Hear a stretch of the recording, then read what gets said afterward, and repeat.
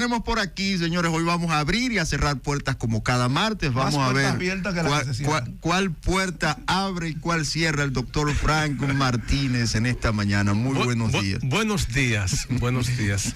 Bueno, hablando del tiempo, el tiempo transcurre sin ningún tipo de titubeos. A veces lo vemos como asunto absoluto, pero otras veces como relativo.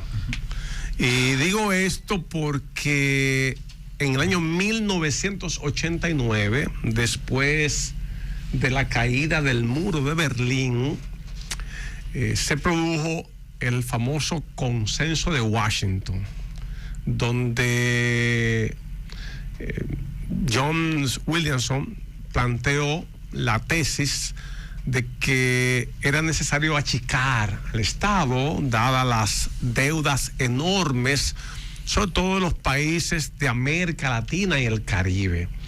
Bueno, el tema de la deuda es un tema recurrente y esto llevó a tratar el tema del déficit fiscal, del tema del gasto público, de la inversión privada, de nuevos mecanismos, y la caída del muro de Berlín se convirtió en un estimulante porque al darse la desintegración de la Unión de Repúblicas Socialistas Soviéticas, entonces el mundo entró en un capitalismo puro, dominado por aquellas organizaciones que tenían su sede en Estados Unidos, sobre todo en Washington y en Nueva York. Estamos hablando del Fondo Monetario Internacional, estamos hablando del Banco Mundial, del Banco Interamericano de Desarrollo, de la Reserva Federal de los Estados Unidos y todo este tema del mercado.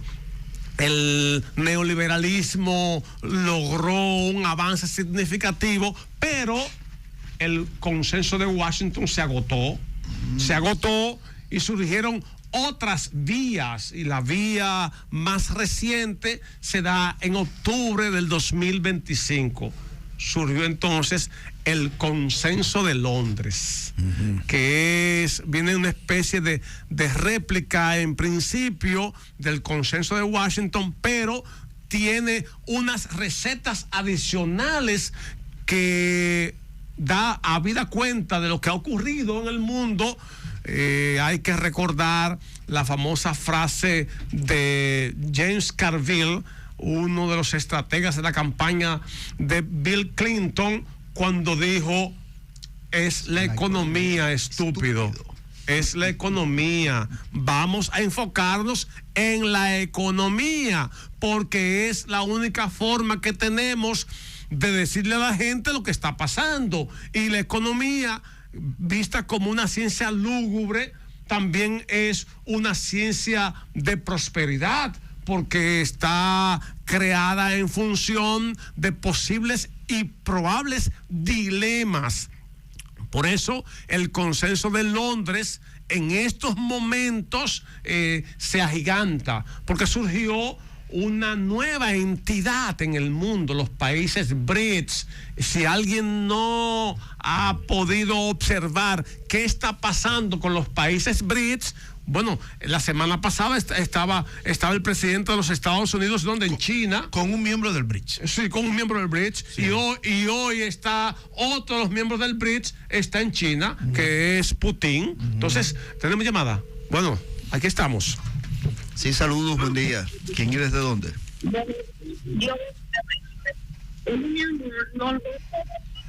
No sé si no le puedo escuchar, disculpe, vamos a intentarlo de nuevo porque con sinceridad no logro escuchar su pregunta.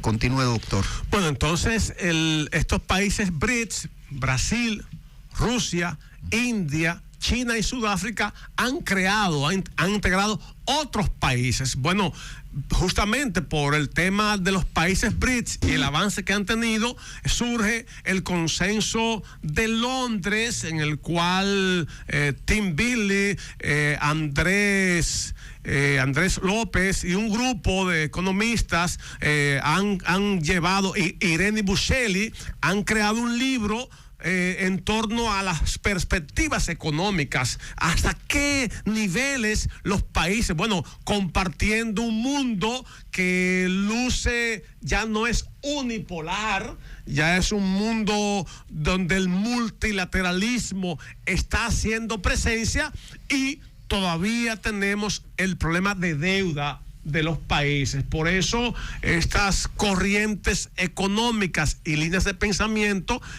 crean las condiciones para ver cómo pueden mitigar los efectos o generar efectos positivos en países como el República Dominicana. Bueno, hay un tema aquí, doctor. Yo estaba viendo lo que usted hablaba del tema del consenso de Londres y los 5 puntos esenciales en los que gira el tema del achicamiento del Estado, las desregularizaciones. Pero hay un tema que los países, sobre todo países como República Dominicana, lo han visto como un problema. Y es que uno de estos elementos, tanto del consenso de Washington como ahora el de Londres, enfatiza en el tema de las privatizaciones. Y esas privatizaciones, muchos lo vemos como un despojo de los bienes del Estado en favor de los recursos o de la empresa privada. Su percepción, ¿cree que realmente el achicamiento del Estado lleva el ajenamiento de los recursos del pueblo? Bueno, vamos a ver que en el análisis, cuando uno ve, por ejemplo, desde el punto de vista de la psicología, Martin Seligman ha escrito un libro que ya lleva una década y pico acerca de la vida que florece, y esa vida que florece la enfoca en el tema del bienestar.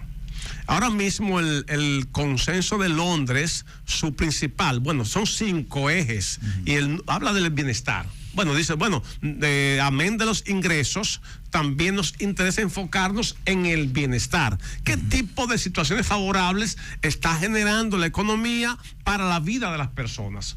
Un segundo elemento está en el crecimiento.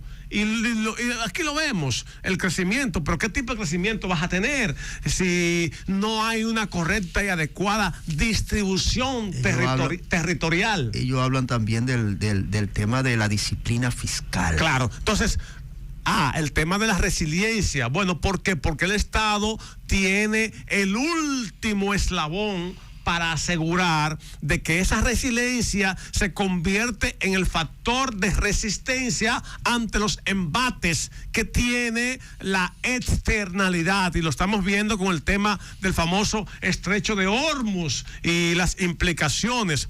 Un cuarto elemento está en la parte que tiene que ver con una buena economía, necesita de una buena política. De lo contrario, entonces hay fallas, y si hay fallas, evidentemente que esto le va a producir un trastorno en la convivencia o en el tema de las finanzas públicas. Y un quinto elemento es un Estado capaz. Si no hay un Estado capaz, entonces difícilmente haya el desarrollo. Por ello, entonces tenemos que ver esa palabra. Defina, por favor, para la gente de a pie, ¿qué es un Estado capaz? Capaz, bueno, pienso que en la definición es aquel Estado emprendedor. Ahora mismo lo ha planteado Mariana Mazzucato en un libro importante. Bueno, el Estado capaz es aquel Estado que toma decisiones correctas, adecuadas, que tiene una línea de conducción que permite el bienestar a las personas. David Stodman, que es uno de los guruses de esta área en el gobierno de Ronald Reagan, dijo, bueno, es que tenemos que definir el tamaño del Estado. Yo estaba hablando de ese tema aquí, tamaño del Estado, bueno, si es por los ingresos o es por los gastos. Bueno, podemos ver un Estado capaz. Debería ser por los ingresos. Sí, por los ingresos. Los gastos nunca deben estar en prioridad ante los ingresos. Bueno, pero los gastos porque nos lleva al déficit constante. Claro, pero el gasto es pobreza. El segundo eslabón de inversión que debe hacer en las políticas gasto públicas. Basado en inversiones de impacto social y económico. Bueno, veamos a los países nórdicos. esos países, Suecia, Suiza, leí esta mañana algo sobre Suiza, Finlandia, eso es otro mundo. ¿Por qué estos países, y la mayoría de los servicios son privados, satisfacen las necesidades de la gente, responden a un propósito, hay niveles de confianza altísimos? Entonces, cuando tú tienes que las privatizaciones, un mecanismo de privatización, que es la cesión de unos derechos, va a depender de qué tipo de diseño tú tengas de ese Mira lo estado. que hizo Trump. Trump fue a una cumbre, claro, de comercio internacional, y se hizo acompañar de que de corporativo. Él cambia la visión de cumbre de estados, incluyendo a corporativos. Sí, porque pensando con lo que invierte. Claro, pensando justamente porque hay inversiones, y el tema, por ejemplo, de la inversión extranjera, sí, que tú la tienes en países como el nuestro, ya desde el 1995, que surgió la propuesta.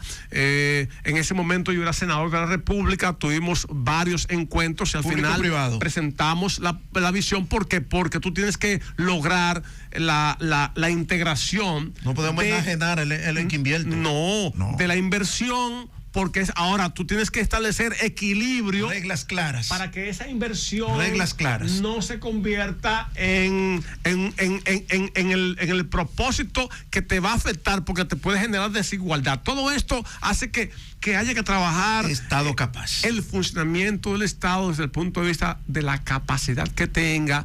Pero no es haciendo más de lo mismo, es haciendo un diseño que de innovación, de creatividad, de todo este tipo de esfuerzos, porque al final volvemos al 1992. Es la economía la que dirige todo. Como siempre, doctor. No voy a decir estúpido, porque entonces la palabra como que es muy chocante. Mire, como siempre, cada vez que nos visita, yo voy a hacer una confesión pública. Uno de los espacios que más disfruto es la visita del doctor Frank Martínez cada martes. Yo los escucho a ustedes están colocados a un nivel mayor. Qué humilde. Yo lo disfruto, y como siempre me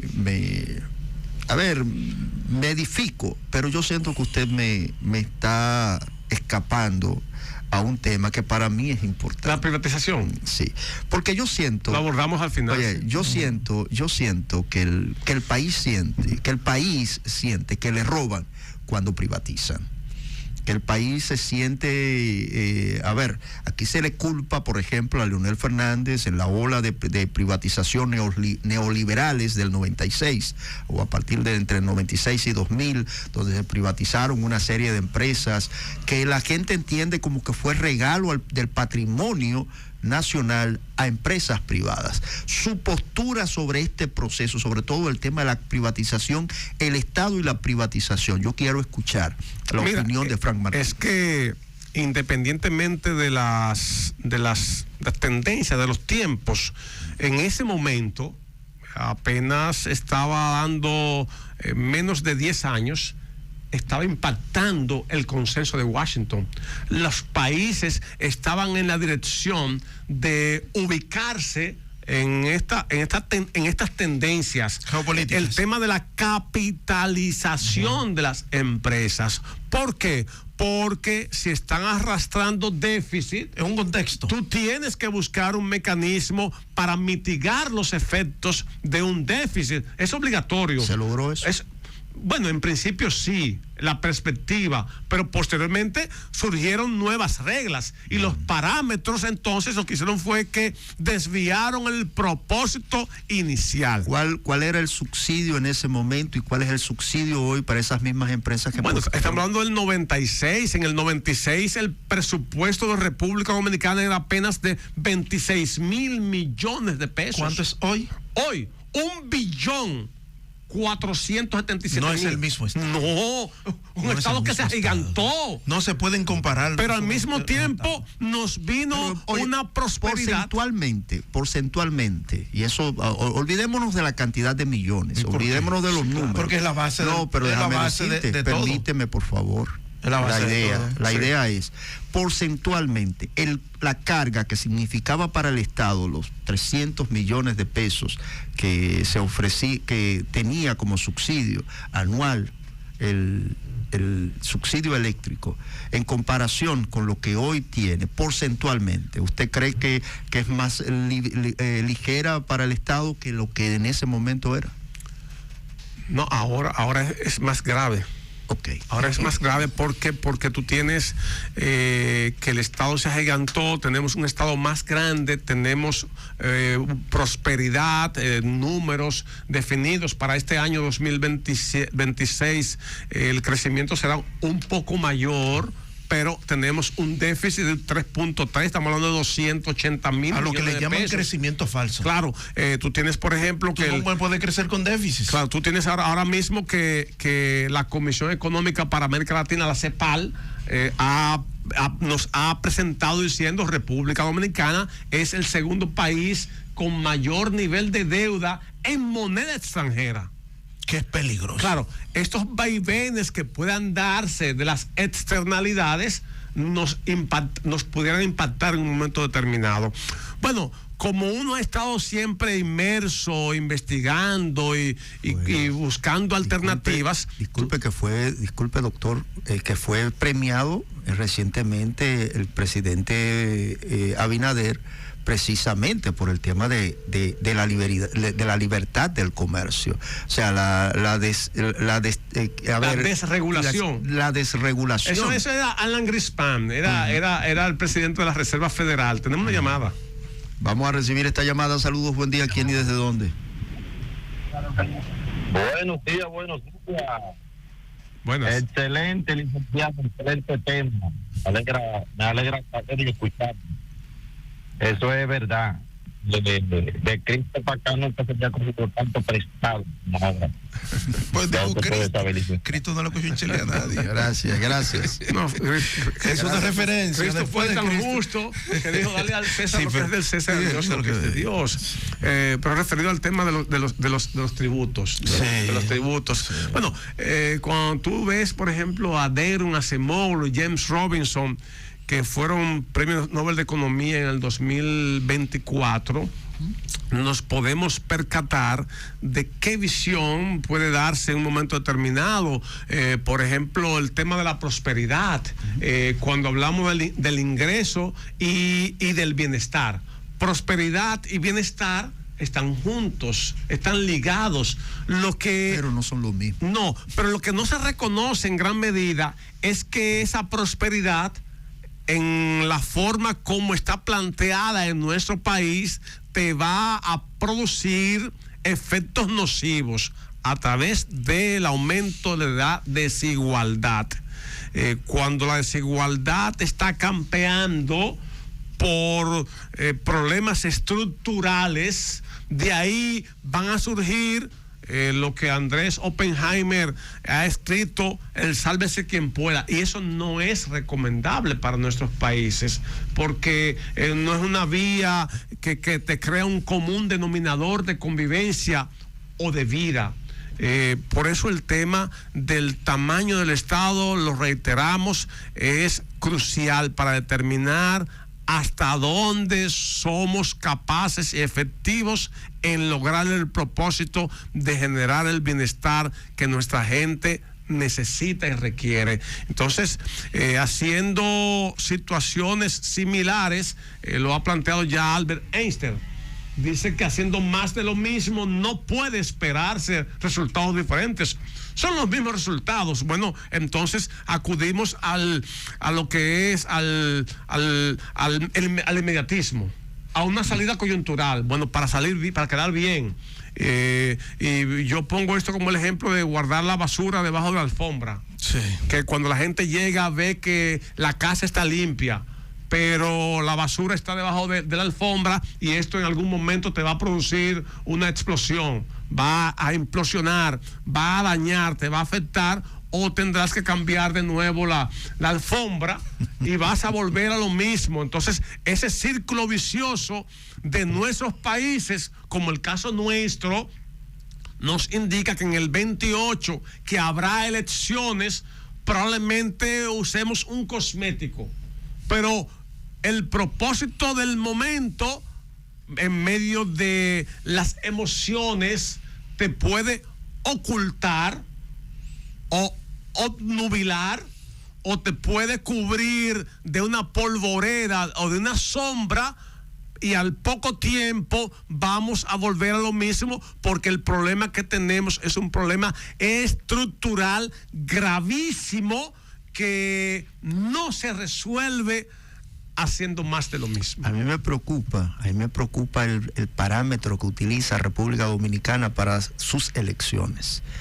República Dominicana difícilmente vota en favor de, casi siempre es en contra de un nivel de desilusión, un nivel de... O sea, nosotros no nos sentamos, lamentablemente, la mayoría de nuestros ciudadanos no se sienta a identificar hacia dónde queremos ir como país. A razonar. ¿Y quién identifica? Sería a discernir. ¿Y quién personifica la dirección en la que nosotros queremos ir?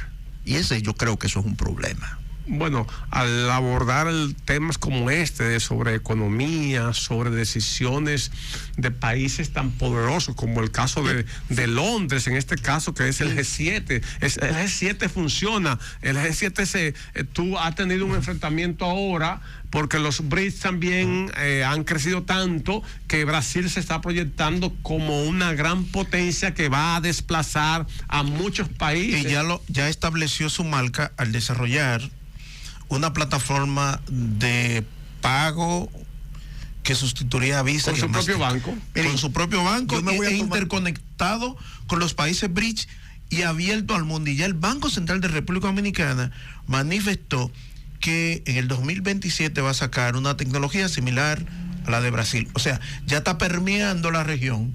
Y esto se convierte, en cierto sentido, miren, en una nueva señal económica en la región. Y voy a decir algo. Le voy a pedir que presten atención a México.